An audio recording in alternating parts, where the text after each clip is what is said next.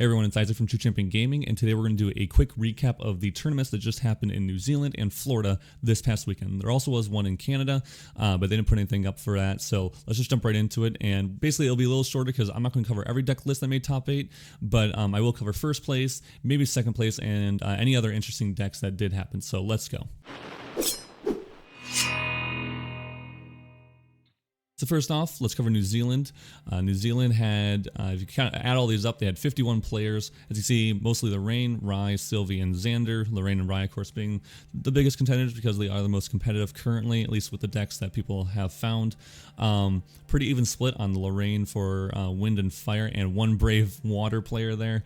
And then Rai, of course, 90% of it is, or I shouldn't say 90%, whatever percentage that is, a lot of it is fire and 2 wind players, and then a couple Sylvie players, 5 here, and a total of 3 Zander players, 2 fire and 1 wind. Kind of breakdown of the champions and a different way to look at this. Top 8 did consist of 3 Rai players, 4 Lorraine players, and 1 Zander, which is actually really impressive considering that there were only 3 Zanders that entered in the first place. So having them being top 8 is pretty cool for them. So let's just jump right into the deck list though for New Zealand. So this deck list is kind of interesting. I actually really like it. Of course, there's that Fire Zander that we're talking about first here. It does have level 1, 2, and 3.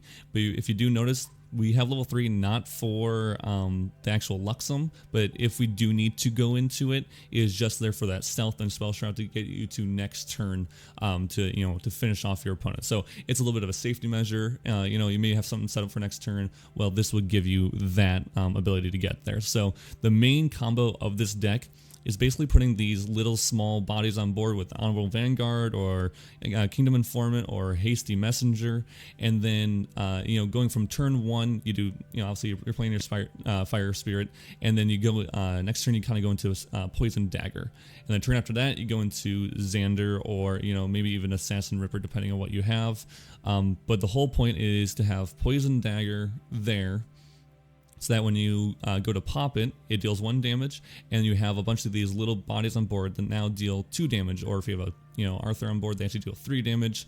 Your Assassin Ripper, which is a 1/2, you get rid of preparation counter. Goes to that 3/2, and then now when you hit with it, if you use Poison Dagger that turn, it's actually doing 4/2 now. And stuff like Blazing Throw is also now a 5 damage.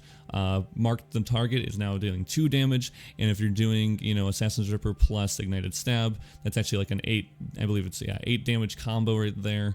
Or if you're doing Rending Flames, you have this, which is 3 damage.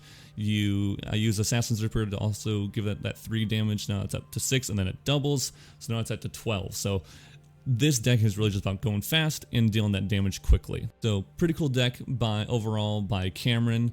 Really like it, really like how aggressive it is. But let's get on to the next deck. The next deck we have is by Iman. Iman is playing Rai. Rai is obviously very popular, but he is playing a wind version of Rai, and this is just a deck about consistency. So much more consistent than Fire Rai. It doesn't have the explosiveness that Fire Rai can have, but it is very consistent, as you basically have 8 dungeon guides in your deck to get you to that arcane level 3 Stormseer Rai. So yep, it just draws. It does arcane stuff. It's banishing arcane to get their cards, to give them extra levels and doing more damage, so you can arcane blast your opponent in the face. No fireballs to do extra damage, but you're drawing a bunch. You're getting extra levels. You're doing everything that Ryan normally does, but more consistently without that extreme curve that could happen. So, but very cool deck. Glad to see that we see some, not just the same Fire Rai decks in the top 8 here. The next 2 deck lists is first and second place, both just Fire Rai, so I'll cover them pretty quickly here because we know what Fire Rai does, and I just kind of mentioned it with the Wind Rai. Second place had something interesting, which was Barrier Servant, guessing just a little more protection with that Intercept, and then you can kind of negate it with Enlightenment counters if you're, not quite level 3 or searching for something. I'm assuming that's what it's for. Other than that, pretty standard, discard, with Creative Shock, Deflecting Edge for a little protection, a 1-of, Scry the Skies for searching, or just for that, using as a mage skill there. Sparkle Light, 1 Purge and Flames for a little bit of board clear. So a little bit of tech in there. And then the next first place deck list they have very similar. Running Peer into Mana and Careful Studies for a ton of enlightenment counters. Idle Thoughts for, searching. Same thing with Scry the Skies. Just trying to get to whatever piece you need as soon as possible. So yeah, I mean, very basic stuff. So let's move on to Florida's list though. So Florida had a lot of good players. We had our one very own, you can see there, Caven. He did make top 8, so very cool that he was able to go down there and, represent our team, represent the channel. And there's a little bit of interesting stuff that happened with this tournament. First and second place is still to be decided. They've been playing for like 14 hours and just wanted to wait because they're both local. So they decided to decide whoever got the mat later on and do their matches at a different time because they were just tired. So that is to be known. And then all the extra prizing that was given from the store was actually just cash prize. So it was almost like a 1K tournament. So pretty cool to see, local game stores really supporting Grand Archive. We really like to see that. So, but let's just jump right into the stats here. There's about 50 players, I believe, that played in this event. As you can see, a much more widespread of different types of champions that we saw than New Zealand. Mainly, even some more elements. We do see a couple more water here. You can see there's one of every Sylvie in here, and one very brave or very interesting Lorraine player playing that Norm. I respect it. You got to play the normal spirit, when you can. And, plus if they made top 8, it would have been quite the quite the deck list to look over. But unfortunately, they did not make top 8. However, top 8 did consist of almost all Lorraine and our very own Caben, and one Merlin. So you see 3 Fire Lorraines, 3 Wind Lorraines, 1 Water Lorraine, and 1 Fire Merlin. So let's just jump right into the deck list, shall we? So, like I said, there were 3 Fire Lorraines. I won't cover all of them because very similar in every case. Most of them are doing the same thing where they're kind of going to that Spirit Blade Onslaught. We've seen it before. Doing stuff like Rending Flames for big damage. A little bit of discard package in here to draw as quickly as possible. But yeah, mainly that Spirit Blade, Onslaught, and Ascension, and a little bit of Pendragon for a little extra card draw and stuff like that. So, and then of course, the Sword of Avarice, and they also run Prismatic Edge, which is, it's kind of like something you throw in here and there. And of course, the same thing with the Karnwennen, I think I'm saying that right. Same old Fire Lorraine that we've seen a lot. Nothing too crazy. They are running Lorraine Crux Knight instead of the other one. So, good deck list. Obviously made top 8, and I believe it's also made, I think, 3rd place or something like that as well. So yeah, very well done by all the Fire Lorraine players. And so let's just jump into the more interesting deck list. So Fire Merlin. Fire Merlin doing interesting things where it seems to be more just an aggressive kind of deck. We've seen Erupting Rhapsody, Alan, and Sylvie. This is also playing it because it is not class bonus for that Harmonize.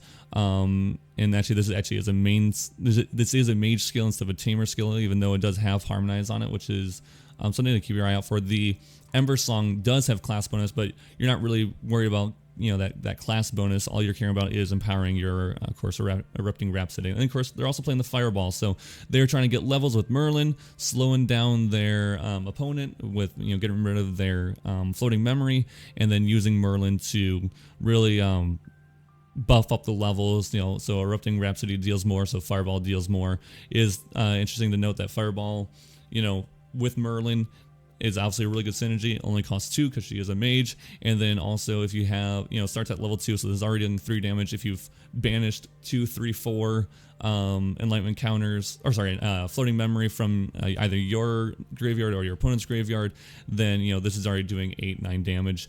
Plus, if you're running something like Crystal of Empowerment, you're simply getting another level 2 another 2 levels that turn is another 2 damage for you in that Fireball or Erupting Rhapsody. So a lot of dual purpose there. So really cool deck. I like how aggressive it is. It's probably can't go too long term because you probably get a little burnt out. Of course, Merlin level 3 coming out, so this deck might be a little bit altered, but probably could stay very similar to get that really bursty and safety kind of mage warrior combo in the later date. So that'll be interesting to see how this turns out. The next deck list we're going to cover is our very own Caven, who got a is tied for third, fourth. Like I said, that first and second place will be determined at a later date. So he is sitting at third, fourth place, but pricing's still the same for him. So it didn't matter either way.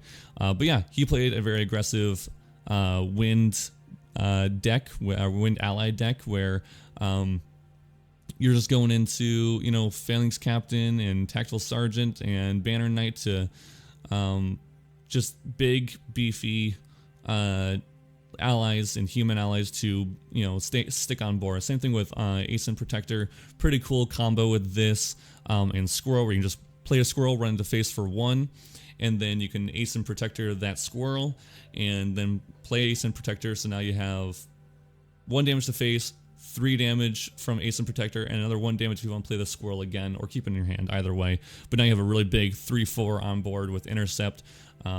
So pretty cool combo there, and stuff like Second Wind to restand your big, you know, attack allies like Gildas or Ace and Protector if he's buffed up by a Banner Knight or whatever. So like the deck, really aggressive. Congrats to Caban, of course. The next deck list we're going to see is second place, which is, this is one of the ones that is second or first, I should say, and is a Water Lorraine. So this is a very like control heavy deck where, you know, you're doing stuff like Nia to slow down your opponent. Because you can play this, the only thing that's class bonus on it is the stealth. The on-enter is not class bonus, so good to go there. You're kind of stalling out until you can also do the same thing with Spirit Blade Ascension or Spirit Blade Onsol. We got Tide Diviner in here, just a very good search card. Frost Sworn Paladin, you got that extra floating memory. Really great, you know, you're doing, it's a 3/4 for 3, which is great stat lines. A couple Banner Knights in here to buff up your couple allies that you might have on board. And then just a lot of safety stuff. So either your allies get, you know, more health, your allies gain stealth, your banishing card and you know, opponent's card from their floating memory and returning it. So just again to slow them down, freezing hail, slow them down. So you get the picture. It is really just to slow down your opponent, recover health, protect yourself until you can get to level 3 safely and have plenty of health to do so. So really cool to see different elements in top 8 or even possibly first place for this one. So the other one that is being split for that first and second place is Wind Lorraine. So very similar deck to Caban's, except for it is going to that level 3. It's not playing just for those humans. It does have very similar humans, you know, allies in here, but not as aggressive. We are going for, you know, Spirit Blade Onsol, Spirit Blade Ascension. We have the Crux Sight, so we are going into that Lorraine Crux Knight. So definitely has some power there. We are playing 2 Beseech the Wind just to make sure we can get into that Crux Knight more easily and start doing the combos we want to see. So pretty standard stuff. Playing a Hurricane Sweep just for that little bit of cleave and, you know, a little bit of board clear. Zephyr to suppress Regalia or an ally, you know, just in case, or even our own maybe to do some kind of combo there. So again, very cool deck, and while pretty standard, it is a strong deck, so we do understand why we see it. That's just going to be it for this video. I am going to link all the these 2 articles where you can click on all the links for all the deck lists down below in the description. So feel free to check them out. There's a couple other ones, but a lot of them are very similar to the others. So I didn't cover every single one, but of course, if you want to check them out, feel free to. Very cool. We're very excited for more Grand Archive tournaments that are coming, and Ascension, which is just feels right around the door and will be here before we even know it. And of course, FTC. So stay tuned as we have a deck list and a deck profile done by Caban himself on the deck that he got for 3rd, 4th place in the Haven Games Regional. Stay tuned for that shortly. Appreciate you guys watching. Peace.